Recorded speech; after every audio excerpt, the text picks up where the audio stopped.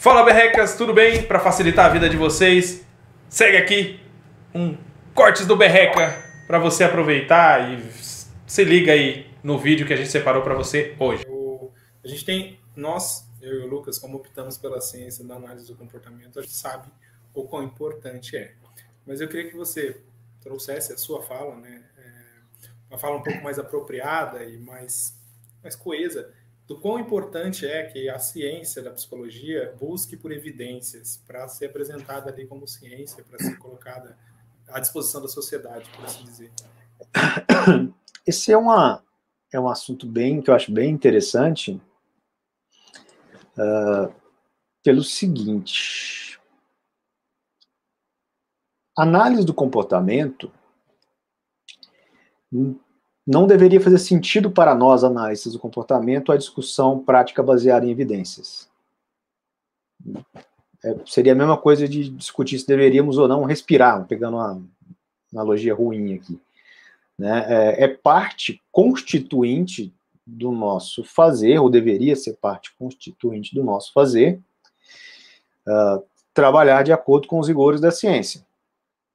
É isso que os professores ensinam em sala de aula, é isso que a gente vende, inclusive, às vezes, como um diferencial da análise do comportamento, é de que a gente trabalha com base em ciência natural, que a nossa profissão é baseada em conhecimento cientificamente, produzido de forma científica, né?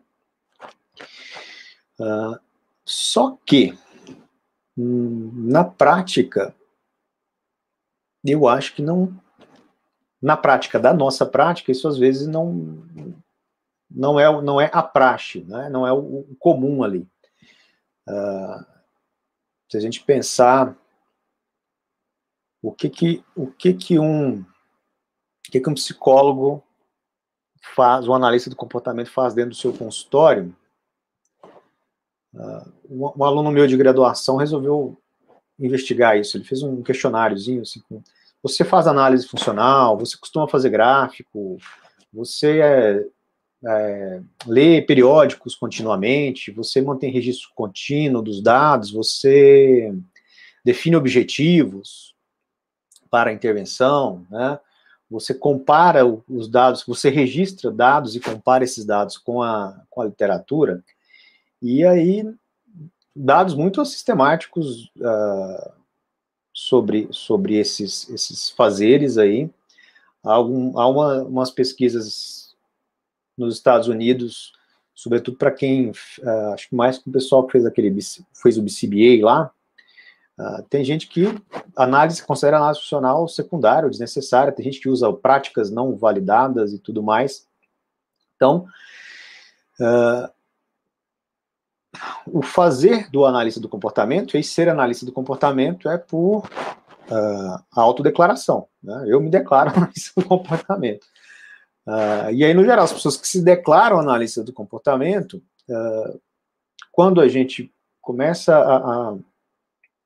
a pesquisar, a investigar como é essa prática, é uma prática baseada, quer dizer, tem análise funcional, o pessoal usa da forma mais competente possível os recursos que tem de reforço diferencial, né, de dessensibilização, e entre modelagem e outras técnicas, só que não há o fazer nosso não é parecido com o rigor que a gente tem durante uma pesquisa, né? A pergunta que se coloca e dá um exemplo você pergunta para um psicoterapeuta: qual a evidência que você tem de que o seu trabalho é efetivo? Né? No geral, é a própria declaração do cliente. E tem um outro problema, que é declaração, comportamento verbal, claro que é um dado, mas há muita divergência na pesquisa sobre o que de fato produz efeito na psicoterapia. Tem pesquisas mostrando que, pesquisas com tentativas randomizadas, né, grupo controle, grupo experimental, há pesquisas que não mostram muita diferença entre quem faz e quem não faz. Claro que há outras pesquisas que fazem, tem uma discussão se o que produz o efeito são características pessoais do terapeuta, ou se é a técnica, o tipo de técnica que ele usa. Só que para responder tudo isso e para comparar, a gente precisa ter alguma sistematicidade de registro do que eu faço e do que eu tenho de resultado na psicoterapia, né? E, no geral, isso é algo que deveria ser natural para nós, isso não acontece, talvez, muito por conta da nossa formação na graduação, né? Quando eu comecei a me interessar sobre esse assunto, comecei a pesquisar mais textos e eu me dei conta de que a gente fica muito com o Moreira e Medeiros na graduação, a gente deve ir além do Moreira e Medeiros para ir para textos aplicados. Só que a gente vai para textos aplicados, para textos que relatam intervenções, a gente esbarra uma dificuldade que não é tão comum em língua portuguesa esse tipo de texto, né? Em inglês a gente tem, por exemplo, Behavioral Therapy and Research, né? Comportamento, terapia e pesquisa, que é uma pesquisa que só publica artigos com base em práticas que foram conduzidas em casos reais, em consultório de gente que trabalha e está atendendo, né?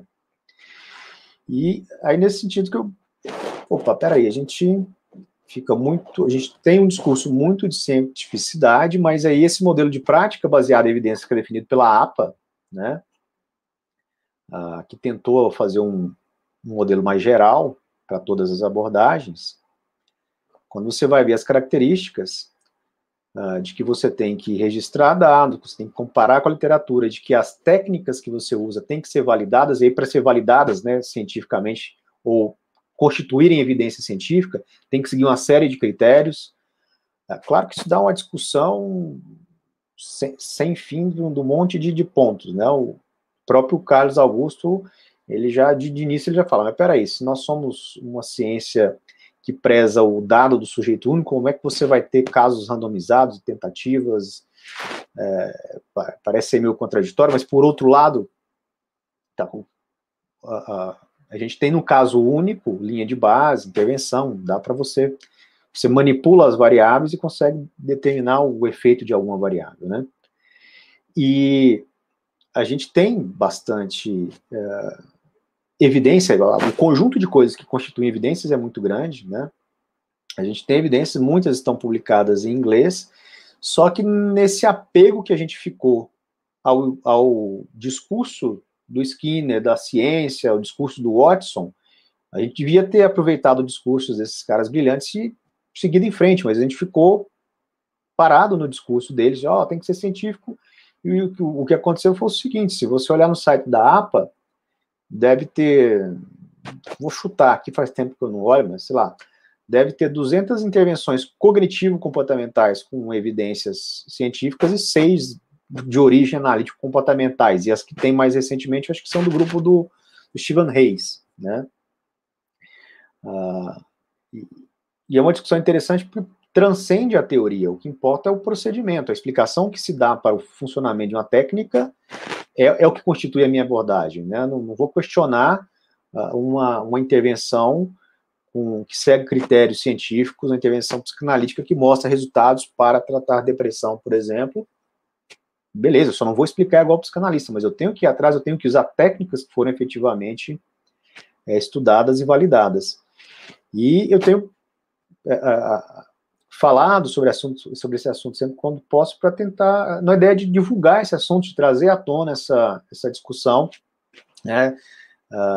Esses dias eu brinquei numa palestra lá no CEUB, eu falo, vamos fazer uma gincana aqui, R$100 para quem conseguir trazer um gráfico aqui gerado dentro de um consultório de análise de comportamento aqui em Brasília.